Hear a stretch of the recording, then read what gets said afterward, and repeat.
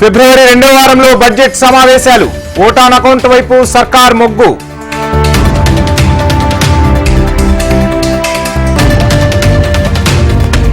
నేడు అనర్హత పిటిషన్లపై విచారించనున్న స్పీకర్. మధ్యాహ్నం 12 గంటలకు హాజరు కానున్న వైసీపీ రెబల్ ఎమ్మెల్యేలు.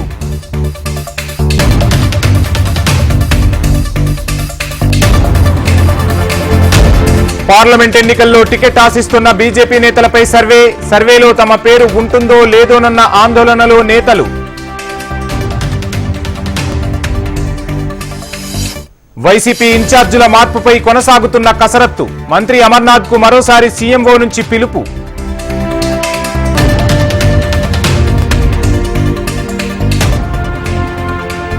గుంటూరు జిల్లా పొన్నూరులో చంద్రబాబు సభ. సుమారు 2 లక్షల మంది హాజరవుతారని అంచనా.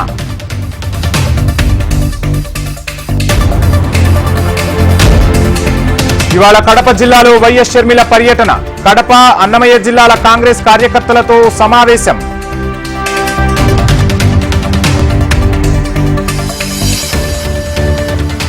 విజయనగరం జిల్లాలో నేడు మంత్రి బొత్స పర్యటన.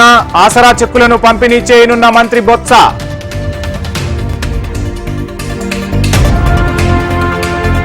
డోన్ నియోజకవర్గంలో మంత్రి బుగ్గన పర్యటన. పలు అభివృద్ధి కార్యక్రమాలకు శంకుస్థాపన చేయనున్న బుగ్గన.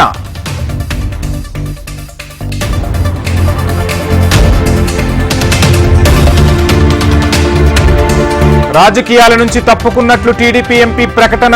ఇకపై వ్యాపారం, కుటుంబం కోసమే శ్రమిస్తానన్న గల్లా జయదేవ్. తిరుమలలో కొనసాగుతున్న భక్తుల రద్దీ. శ్రీవారి సర్వదర్శనం భక్తులకు 12 గంటల సమయం.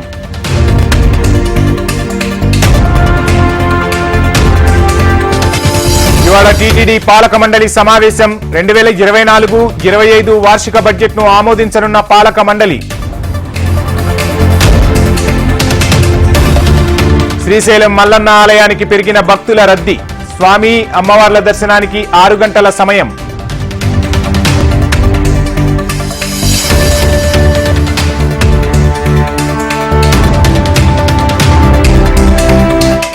అయోధ్యలో కొనసాగుతున్న భక్తుల రద్దీ. అందుబాటులో ఉచిత భోజనశాలలు.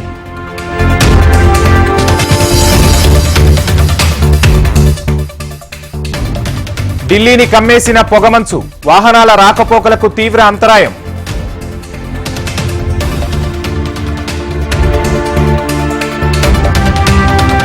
రామమందిరం కోట్లాది మందిని ఏకతాటిపైకి తెచ్చింది.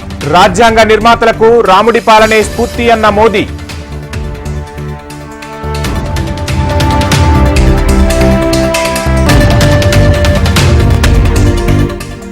ఇవాళ బీహార్ తొలి కేబినెట్ భేటీ. సీఎం నితీష్ కుమార్ ఆధ్వర్యంలో సమావేశం.